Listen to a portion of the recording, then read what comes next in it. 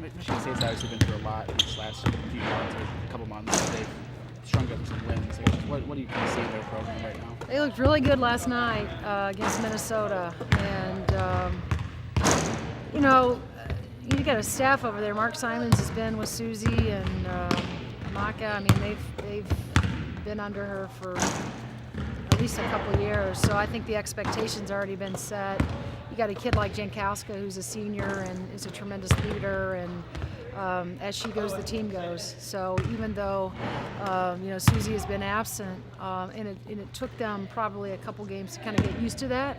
I think last night they showed against Minnesota at Minnesota that they're more than comfortable. Not that they don't miss her, but that they're starting to gel. And they look like they fit a little bit better together than they did probably 2 or 3 games ago. So dangerous team. Jankowska leading them, can shoot it. Some might say she's a player of the year candidate because of the way she's been scoring the ball. So really good team, and we're going to have to obviously be ready to turn around and get up there tomorrow night and get our minds right and get ready for a really, I think, difficult challenge there. Even without Susie, it seems like they're doing all the same things they would have been doing. They are. I mean, like I said, again, if nothing would be different if I left, in terms of set, the plays and, that we call. It's just the comfort, I think, obviously with their little point guard who's a freshman, and Susie being able to help her kind of navigate that. There's always a transition of, especially when you're a freshman. But like I said, I think Jankowska has just kind of taken, that young freshman under her wing and has really just kind of shown her the way. But as I said, the bench, I mean, they're used to, their system's already in. They did that, and they've had that. Susie's been there, 10, 11 years. So even though she's probably made some few changes, subtle changes and tweaks to some of the things that they're running, that's a staff, like I said, that's very veteran over there. When you got a kid like Jankowska out there, it makes things a little bit easier for them. Was Wisconsin, just in the way that game kind of shaped out in the third quarter when it was close, was that just another reminder that Big Ten, you got to throw those records out? I think so, but the thing that they came out and did, they hit shots, and they hadn't been doing that, and any kind of consistency, right? So they really got us back on our heels. I don't know. It's not that we got the lead and just kind of felt like we could coast. It was that they made plays, and give them credit for, they haven't quit all year. And Jonathan always says, he's a great coach and has done a great job. But they hit shots that probably they hadn't hit, watching and prepping for them. But we know this, and any night, it doesn't matter in this league. Every team is capable of getting hot, and they strung together a couple of threes and climbed back into the game, and then took the lead. And it was up to our crew to kind of figure it out from there. And it seemed like we responded. And then that fourth quarter just really locked into what we were trying to do defensively, and I thought we did a much better job of taking away what they were doing and what they were having success at in that third quarter. Speaking of making shots, I think you guys are only shooting about 23% from 3 the last 3 road games. Sure. Is it a slump? Is it shot selection? Well, we're not calling it a slump. We're not. I think going back, we feel like we're getting really good shots, and our shot selection. Every shot that Carly got at Wisconsin looked good leaving her hands. It's just, we got to just make sure that our guys know that we believe in them. There's a tremendous amount of confidence over there on the sideline with all of our kids that have the capability of shooting beyond the arc. And, we're going to get back on track.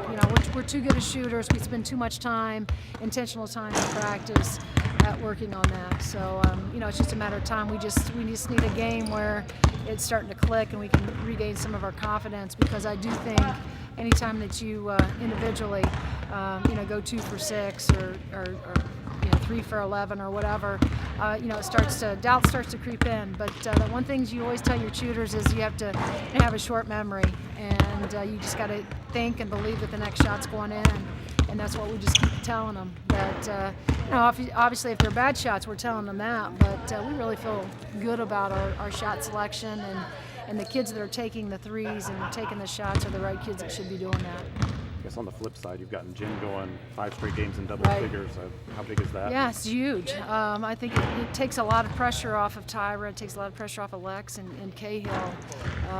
She's been fantastic and just has really done a great job of wanting the ball. She's been super aggressive.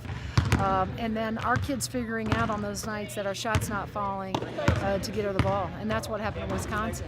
We intentionally, Carly was going to, she was struggling from the outside and decided, instead of taking some of those threes that she wasn't hitting, she put the ball inside to Jen, and we had some really good things that happened. We went to her. So something that we need her to continue to play like that. We still need Kim Royster. The Kim Royster that was at Purdue, we need her to show back up.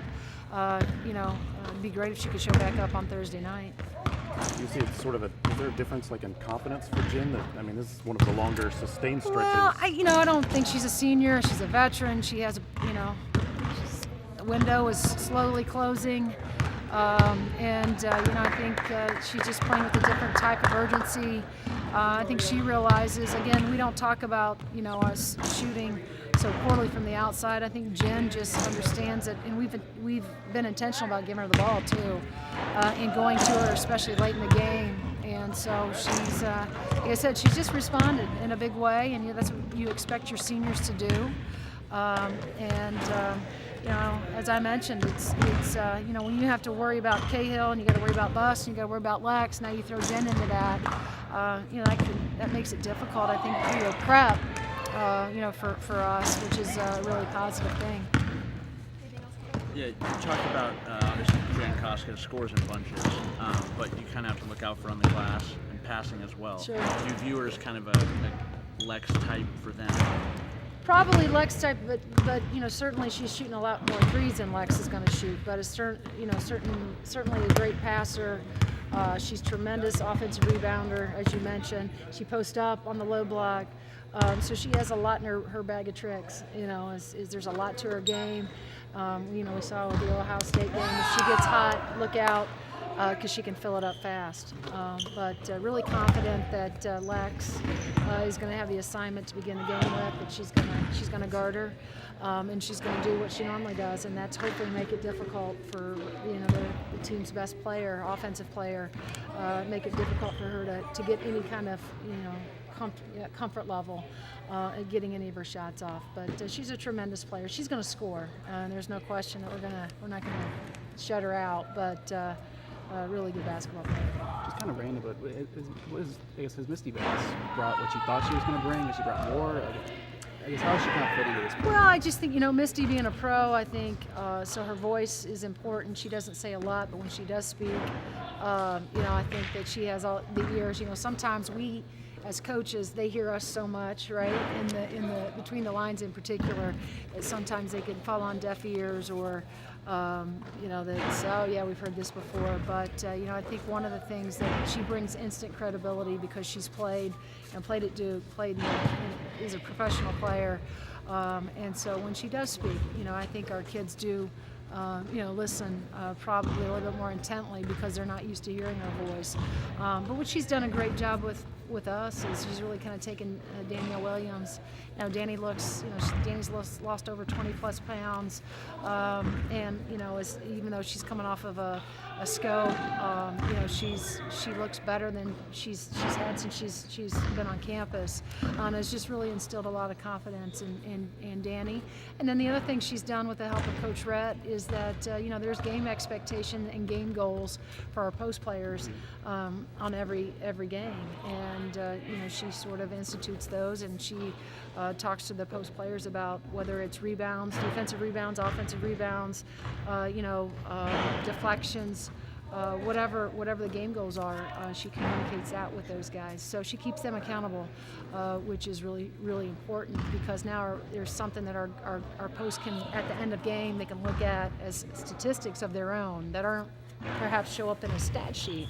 But did we do defensively what we needed to do tonight to shut down the other post players on the other team? Just because you mentioned it, Danny, is that like a long-term thing? Is that something? No, it's it was a quick scope, and like I said, we're trying to get her back. She just had a tremendous amount of pain, and we were doing some other things. The rehab was not working, so we went in and got that thing cleaned out, and that's usually anyway from 3 to 6 week thing to get her back. But she looks great right now, and I know she feels a lot better and has maintained a positive attitude, and that's a majority of it, right? Is your mind and your positive thoughts that you put in your head.